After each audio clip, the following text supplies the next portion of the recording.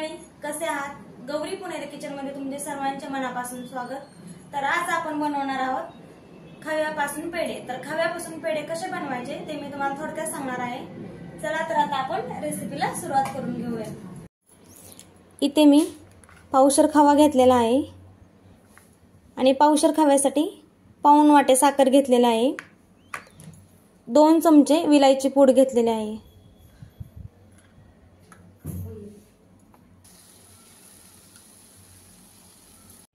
एका पॅन मध्ये खवा आणि साखर मिक्स करून घ्यायचं। खवा आणि साखर चांगलं मिक्स करून घ्यायचं आहे। तर तुम्ही बघू शकता खवा आणि साखरेचे प्रमाण किती पातळ झालेलं आहे। हे खवा आणि साखरेचे मिश्रण जे आहे ना ते पातळ होत चाललेलं आहे।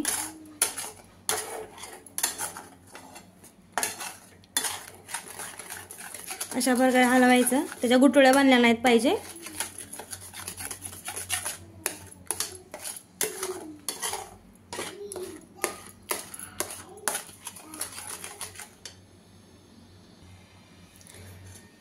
दहा ते 15 मिनिटात आपल्याला खव्याला हलवायचं आहे चांगलं। याचा गोळा बनेपर्यंत आपल्याला हलवायचं आहे आणि गॅसची फ्लेम ही कमी ठेवायची।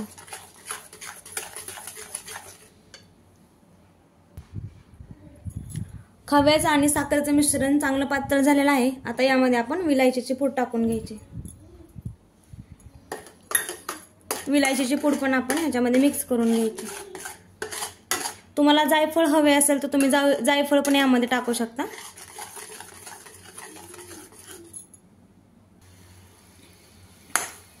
तर तुम्ही इथे बघू शकता आपल्या खव्याचा रंग बदललेला आहे, थोडासा लालसर असं झालेला आहे।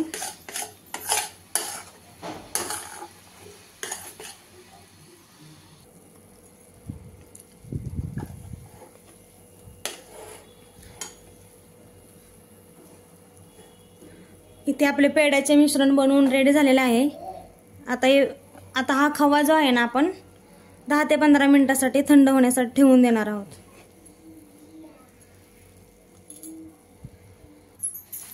इथे खवा थंड झालेला आहे। आता आपण याच्या गोळ्या बनवून घेऊयात।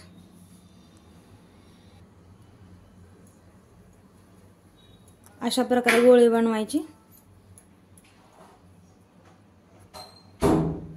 हे बघा,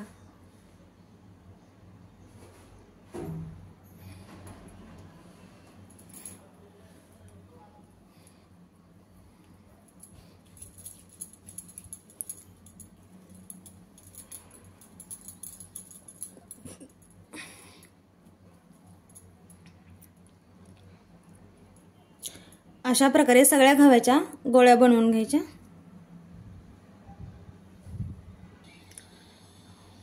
तर तुम्ही इथे बघू शकता आपले कंदी पेढे बनवून रेडी झालेले आहेत।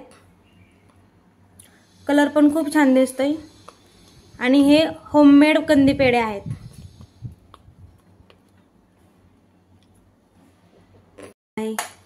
हे खवा आणि साखरेचे मिश्रण जे आहे ना ते पातळ होत चाललेलं आहे।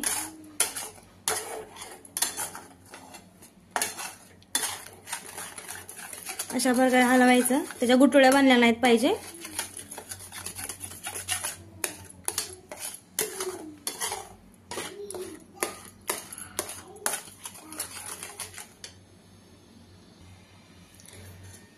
दहा ते 15 मिनिटात आपल्याला खव्याला हलवायचं आहे चांगलं। याचा गोळा बनेपर्यंत आपल्याला हलवायचं आहे आणि गॅसची फ्लेम ही कमी ठेवायची।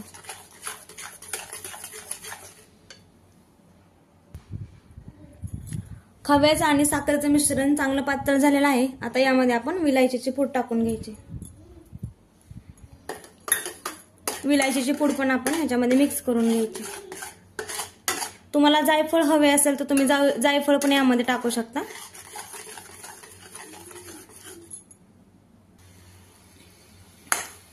तर तुम्ही इथे बघू शकता आपल्या खव्याचा रंग बदललेला आहे, थोडासा लालसर असं झालेला आहे।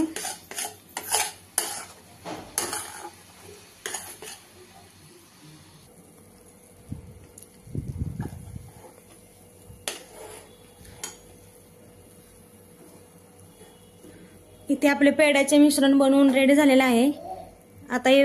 आता हा खवा जो आहे ना आपण 10 ते 15 मिनिटांसाठी थंड होण्यासाठी ठेवून देणार आहोत।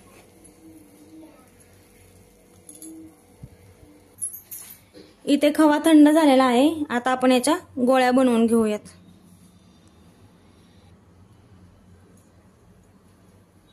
अशा प्रकारे गोळी बनवायची।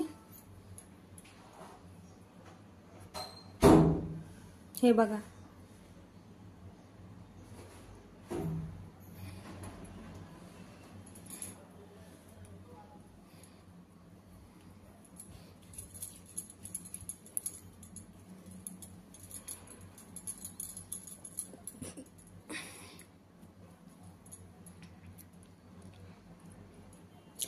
अशा प्रकारे सगळ्या खव्याच्या गोळ्या बनवून घ्यायच्या।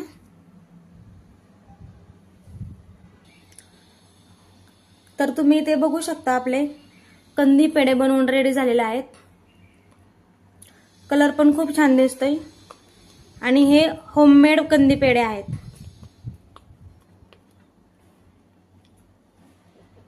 तुम्ही इथे बघू शकता आपले कंदी पेढे बनवून रेडी झालेले आहेत। तुम्हाला जर माझ्या रेसिपी आवडल्या असतील तर आजच माझ्या गौरी पुणेरे किचन या YouTube चॅनलला लाईक, शेअर आणि सबस्क्राईब करा। धन्यवाद।